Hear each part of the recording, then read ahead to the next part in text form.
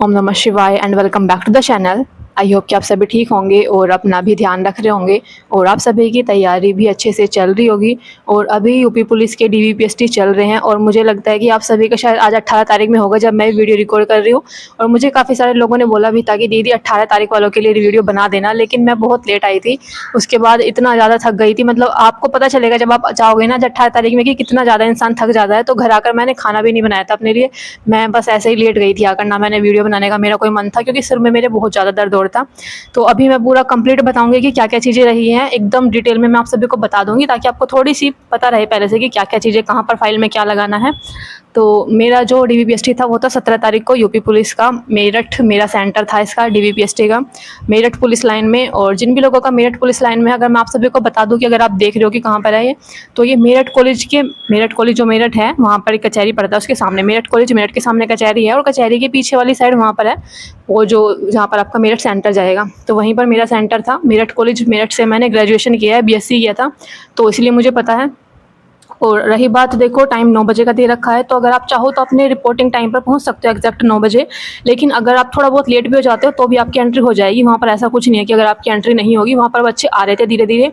लेकिन एक चीज़ है जो आपको वो पहले ही बता देंगे, जो कि है कि अगर आपने एक बार एंट्री ले ली, वहाँ पर जो बाहर गेट पर मैम खड़ी हुई थी और जो सर खड़े हुए थे, उन्होंने पहले ही बोला था कि बेटा एक बार आप अंदर चले गए तो फिर आप बाहर नहीं आ पाओगे और आपको शाम को 6-7 बजे के बाद ही छोड़ा जाएगा। उन्होंने क्लियरली बोल दिया था कि इसलिए अपना खाना वगैरह लेकर आओ। हर एक बच्चे को बता रहे थे, जितने भी लोग थे वहाँ पर सभी बहुत अच्छे थे, बहुत अच्छे से चीज़ें बता रहे थे कि ऐसा नहीं कि आपको ज़बरदस्ती भेज रहे हो कि जाओ अंदर जाओ। खुद बोल रहे थे कि बेटा पहले कुछ खा लो या फिर कुछ खाने का सामान अपने साथ रख लो, क्योंकि आपको 6-7 बजे से पहले नहीं छोड़ा जाएगा। उन्होंने खुद बोला था, इसलिए मैंने खुद एंट्री नहीं ली थी। उसके बाद मैं अंकल के साथ गई थी अपने, तो अंकल ने मुझे फ्रूट्स वगैरह ला के दिए, केले वगैरह कुछ वहीं से आसपास से। तो ऐसे ही करना आप सभी। चाहो तो आप अपना लंच भी ले जा सकते हो, क्योंकि लंच वगैरह के लिए भी मना नहीं था वहाँ पर। आप अपना पॉलीथीन के अंदर या फिर किसी बैग के अंदर कैसे भी अपना लंच वगैरह ले जा सकते हो, तो इस तरह की चीज़ों के लिए मना नहीं थी। और जैसे आप एंट्री करोगे, अंदर जाओगे, तो वहाँ पर क्या होगा कि सबसे पहले तो आपका बैग और फ़ोन जो है वो जमा कर लेंगे। उसके बाद आपको अपने मतलब बैग और फ़ोन को जमा करने से पहले अपने इंपॉर्टेंट डॉक्यूमेंट्स निकाल लेना, जो भी आपको लगता है कि ज़रूरत पड़ेगी। हर एक डॉक्यूमेंट निकाल लेना, क्योंकि एक बार जब आप अंदर चले जाओगे ना, आप एंट्री ले लोगे, तो वो आपको बाहर नहीं आने देंगे, आपके बैग तक भी, आपके फ़ोन तक भी वापस नहीं आने देंगे 6-7 बजे के बाद। इसलिए अपने जितने भी डॉक्यूमेंट है सभी रख लेना, चाहे वो फ़ोटो स्टेट हो। और हाँ, मेरे पास ना कुछ क्वेश्चन थे कि दीदी 2 सेट बनाने हैं, 1 सेट बनाना है। तो फ़ोटो स्टेट का वैसे तो एक ही सेट मांगा गया है और एक ही सेट वहाँ पर भी लग रहा था, लेकिन अगर आप चाहो फिर भी 2 सेट बना लेना। बाई चांस किसी में कुछ मिस्टेक हो जाती है, कुछ प्रिंट अच्छा नहीं है, इसलिए अपने 2 सेट बना कर रख लेना। और हो सके तो उनको स्टेपलर भी कर लेना, क्योंकि वहाँ पर वो बार बार पेजेस ना आगे पीछे घूमते रहते हैं, तो थोड़ा वो इरिटेटिंग लगता है उनको भी और हमें भी खुद को।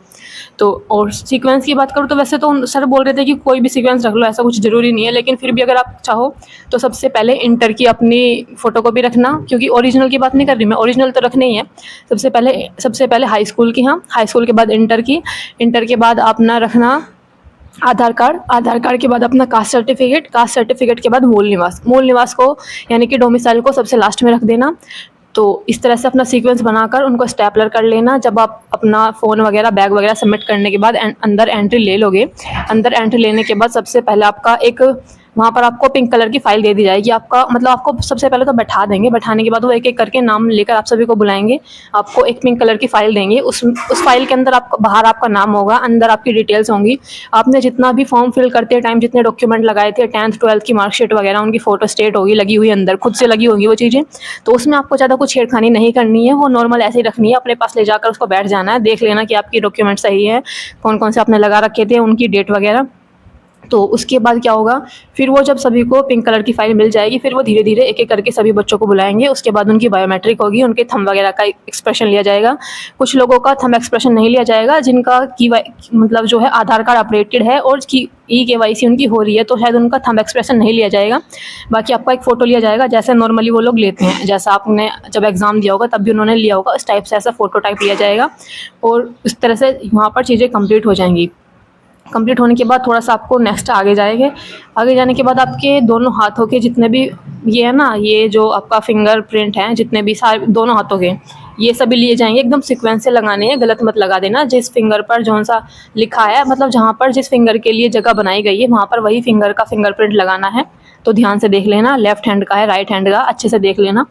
तो इस तरह से लास्ट में सबसे ये पूरा 10 उँगलियों का फिंगरप्रिंट लिया जाएगा। उसके बाद आपको एक नेक्स्ट लाइन में लगना है। उस नेक्स्ट लाइन में जब आप लगोगे वहाँ पर, तो क्या होगा वहाँ पर, मतलब जो अंदर फिर तो आपका लास्ट काम बचा है वो किया, जो कि आपकी डॉक्यूमेंट वेरिफिकेशन।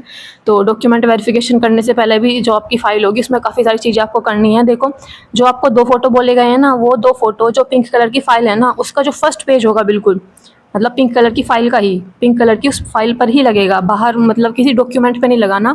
वे दोनों फ़ोटो आपको उस पिंक कलर की फ़ाइल पर लगेंगे। आप उसको स्टेपलर कर देना, ऐसे चिपकाना मत उसको, स्टेपलर कर देना उसको, दोनों फ़ोटो को अलग अलग स्टेपलर कर देना। और उस पिंक कलर की फ़ाइल के अंदर जैसे कि आपका हाई स्कूल की मार्कशीट भी होगी, इंटर की मार्कशीट भी होगी, मूल निवास भी होगा, आपका कास्ट सर्टिफिकेट भी होगा, आधार कार्ड भी होगा। खुद से वे ऑलरेडी लगे होंगे, उन खुद से लगे हुए फ़ोटोकॉपी पर भी अपने सभी सिग्नेचर कर देना, क्योंकि जब वहाँ पर सिग्नेचर नहीं मिलते हैं ना मैम को, तो वो थोड़ा गुस्सा करती हैं। मतलब गुस्सा नहीं, वो थोड़ा बोलती हैं कि बेटा ये चीज़ करके आओ, हमारा टाइम वेस्ट मत करो, ऐसे बोलेंगी वो आपको। तो इसलिए अपने सिग्नेचर वगैरह करके खुद से लेके जाना, क्योंकि वहाँ पर जब वो बार बार आप हो जाओगे तो थोड़ा परेशान हो जाते हैं वो लोग, ऐसा इसलिए पहले से बता रही हूँ।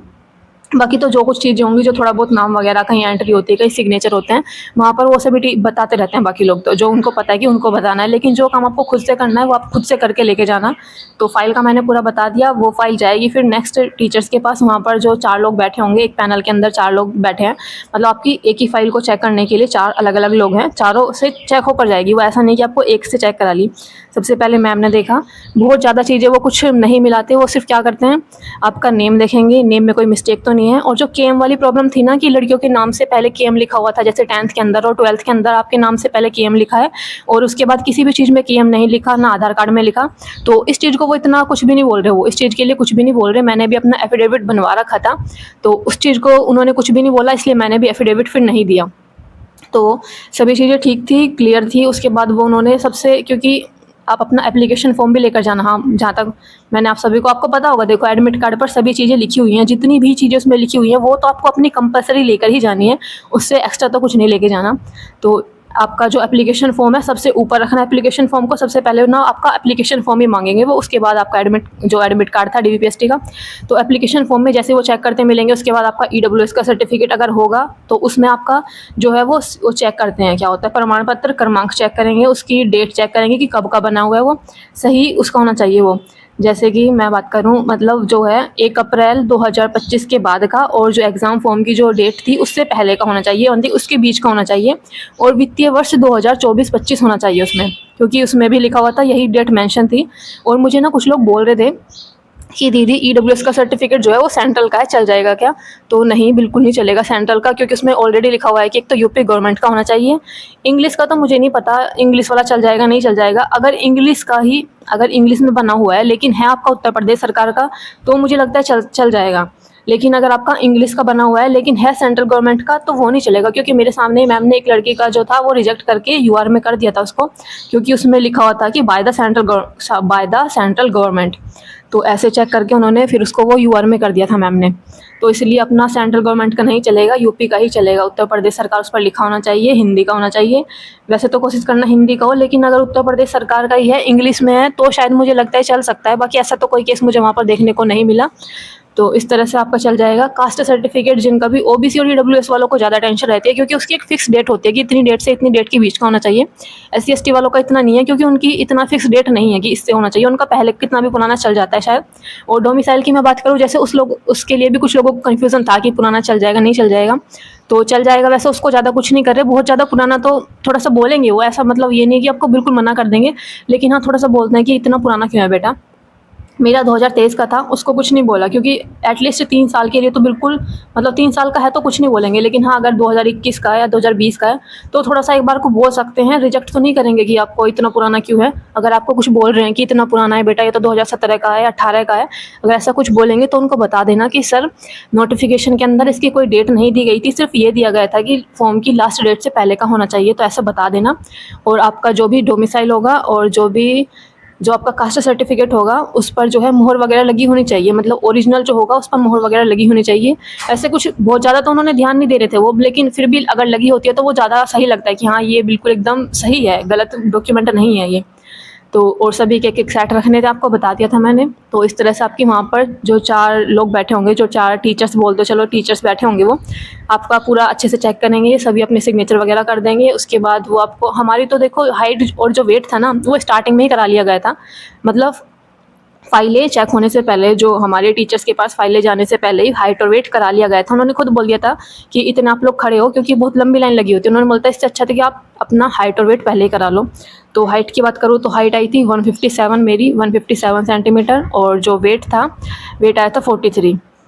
उसके बाद सभी चीज़ें जब लास्ट में सभी 4 टीचर्स से जो आपकी फ़ाइल जो होती है वो चेक हो जाती है। वो पिंक कलर की फ़ाइल वहाँ टीचर्स को ही दे देनी होती है। वो जैसे जैसे वो आपसे डॉक्यूमेंट मांगते हैं, आधार कार्ड आपका मांगेंगे, और 10th की, 12th की, और कास्ट सर्टिफिकेट, और डोमिसाइल वगैरह, जैसे जैसे वो आपसे मांगते जाएंगे देते जाना। जहाँ पर वो आपको कुछ बोलते हैं कि ये यहाँ पर ऐसा, ये क्यों है, ये क्यों गलत लिखा गया है, कुछ नाम में कुछ होता है, तो आप या तो अपना जो आप एफिडेविट लेकर गए होंगे वो दे देना, या जैसे भी वो आपको बताते हैं वैसे ही आपको प्रोसेस करना है।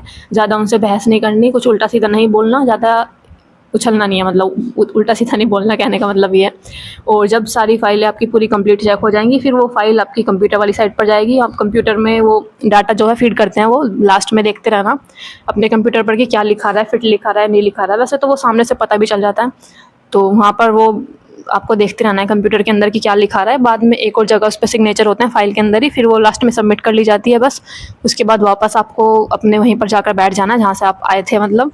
और आपको उसके बाद भी जब सभी लोगों का कंप्लीट हो गया था ऑलमोस्ट, मतलब हमारी रूम के अंदर जितने भी बच्चे थे सभी का कंप्लीट होने के बाद भी आपको 2-3 घंटे तक वो बैठा कर रखते हैं। इसका रीज़न तो मुझे समझ नहीं आया, लेकिन कुछ बच्चे बोल रहे थे, शायद जिनका पहले हो चुका था, कि ये जो रिपोर्ट होती है ये लखनऊ जाएगी, फिर वहाँ से वेरीफाई होगी, वहाँ से वेरीफाई होकर यहाँ पर वापस आएगी, तब वो आपको बताएंगे कि आपको घर भेजना है नहीं भेजना। तो इस प्रोसेस में पूरा हमें 2-3 घंटे लग गए थे, क्योंकि जो काम ख़त्म हुआ था वो 2-2:30 बजे के करीब ख़त्म हो गया था। लेकिन हमें जो छोड़ा गया था, मतलब सबका कंप्लीट होने के बाद भी हमें 4:30 बजे हमें फ्री किया गया था बिल्कुल कि जाओ। उससे पहले किसी को ना तो बाहर जाने देते हैं वो, ना आपको अपने बैग के पास जाना है, ना फ़ोन के पास जाना है, किसी चीज़ के पास नहीं जाना, वहीं बैठे रहना है बस शांति से, आराम से। और ज़्यादा चीज़ें थोड़ा वैसे नहीं करनी, जैसे कि यार मैंने देखा था वहाँ पर क्या हुआ कि बच्चे जो हैं केले वगैरह खाकर ना छिलके वगैरह वहीं पर फेंक रहे थे। तो मैम बड़ा गुस्सा कर रही थी कि तुम इतने बड़े हो गए हो, तुम्हें ये सब चीज़ें करनी है और तुम यहाँ पर इतनी गंदगी फैला रहे हो। ऐसा ही मैम थी वो, और मैम उन सभी बच्चों के छिलके उठाकर लेकर गई हैं, केले के छिलके उठाकर वो लेकर गई हैं। तो देखो, मतलब इतने बड़े लोग होकर भी वो बिल्कुल भी वो नहीं कर रहे थे। मैम थोड़ा सा गुस्सा कर रही थी कि ऐसा मत करो, बट वो मैम बहुत अच्छी थी बेचारी, मतलब बहुत अच्छी थी वो, सभी से बहुत अच्छे से वो कर रही थी कि बेटा आप खड़े हो, कुर्सी ले लो, इधर से चेयर ले लो, जो भी बच्चे, जिन बच्चों को नहीं मिल पाई थी चेयर, क्योंकि बाद में एक्स्ट्रा बच्चे और आ गए थे लास्ट के टाइम तक। अगर किसी का रह जाता है तो वो लास्ट तक करा देते हैं, मतलब ऐसा नहीं है कि आपको लास्ट में आए हो तो नहीं होगा। और हमारा जो जहाँ पर चल रहा था उसी के ऊपर वाली साइड पर ना यूपीएसआई वालों का वो चल रहा था मेडिकल। तो वो ये भी पूछ रहे थे कि आपका कौन सी, मतलब किस जगह पर आपका क्या चीज़ है, मतलब वो पूरा डिटेल में पूछ रहे थे कि आपका एसआई का मेडिकल तो नहीं है, क्योंकि वहाँ पर दोनों चीज़ें चल रही थी। पूरा कंप्लीट होने के बाद आपको छोड़ देते हैं, अपने बैग वगैरह लेकर आप अपना मस्त अपने घर जाओ। और मैं बात करूँ, हमारे सेंटर पर कोई भी अनफिट नहीं था। जैसे कुछ लोग बोल रहे थे कि मेरठ वाले सेंटर पर हाइट वगैरह बहुत ज़्यादा टाइट नाप रहे हैं, कि बच्चे की कम कर दे रहे हैं, तो ऐसा कुछ नहीं था यहाँ पर। तो मुझे नहीं लगा, या तो वो शायद अलग स्टाफ होंगे, लेकिन इस बार जो थे वो बहुत अच्छे थे। उन्होंने कुछ भी ऐसा नहीं किया कि किसी का, मतलब किसी का कम नहीं आया था, सभी की हाइट वगैरह सही आ रही थी। इतनी ही मेरी घर पर आती थी, 157 पॉइंट कुछ था, 4 या कुछ ऐसा था। तो मैं एग्जैक्ट बता रही हूँ आपको 157, और वेट मेरा घर पर तो मेरा 44 के समथिंग आ जाता था। लेकिन वहाँ पर इतना ज़्यादा थक गए थे, कुछ खाया पिया नहीं था, और बैठे बैठे ऐसे थक गए थे सुबह से। और जब नंबर आया था, आई थिंक 1-1:30 बज रहे होंगे शायद जब मेरा नंबर आया था, तो उस टाइम तक मेरा वेट 43 बचा था। तो वेट 43 आया था। तो इस तरह से सभी चीज़ें रही थी, घबराना नहीं है, कुछ होता नहीं है इतना ज़्यादा। बस आपके सभी जो रोल नंबर वगैरह में जितने भी आपके रोल नंबर होते हैं, जैसे 10th का 12th का, उसके अंदर आपके जो रोल नंबर होंगे, जो सीरियल नंबर होगा, वो सभी चीज़ें ठीक लिखी होनी चाहिए, क्योंकि वही चीज़ें ज़्यादातर वो चेक करते हैं, नंबर वगैरह चेक करते हैं अच्छे से। तो बस यही थोड़ी बहुत चीज़ें थी जो मुझे बतानी थी, मुझे शेयर करनी थी, मैंने बता दी है। उसके बाद भी अगर आपका कोई डाउट रह गया हो तो प्लीज़ बता देना, किसी भी चीज़ से रिलेटेड, किसी भी डॉक्यूमेंट से रिलेटेड। डॉक्यूमेंट मैंने आप सभी को बता रखे थे, एप्लीकेशन फॉर्म का प्रिंट आउट, DVPST का एडमिट कार्ड, 10th की मार्कशीट, ओरिजिनल भी रखने हैं सभी। देखो ओरिजिनल बहुत ज़्यादा ज़रूरी हैं, हर एक फ़ोटोकॉपी तो आपको रखनी है, लेकिन ओरिजिनल सबसे ज़्यादा ज़रूरी है। 10th की मार्कशीट, 12th की मार्कशीट, उसके बाद आपका ग्रेजुएशन की मार्कशीट नहीं लेनी है, ग्रेजुएशन बेस का नहीं था ये। और उसके बाद आधार कार्ड के बाद आपका कास्ट सर्टिफिकेट के बाद है आपका डोमिसाइल। तो यही चीज़ें हैं, अगर कुछ मिस्टेक है तो उसके लिए एफिडेविट रखना। तो बस मुझे लगता है इतना ही डॉक्यूमेंट थे। और ईडब्ल्यूएस वालों के लिए जो वो घोषणा पत्र था, स्वयं घोषणा पत्र करके कुछ ऐसा तो होता है, तो रखना चाहो रख लेना। बाकी वहाँ पर तो देखा नहीं था उन्होंने, उनको खुद ये लग रहा था कि ये कौन सा डॉक्यूमेंट है उसको देखने के बाद, क्योंकि उनको शायद इतना नहीं उन्होंने ध्यान दिया होगा। तो रखना चाहो तो रख लेना, बाकी अगर बाई चांस नहीं है पॉसिबल हो पाता तो कोई बात नहीं है, मतलब उसको वो देख ही नहीं रहे थे वो उसको इतना कुछ।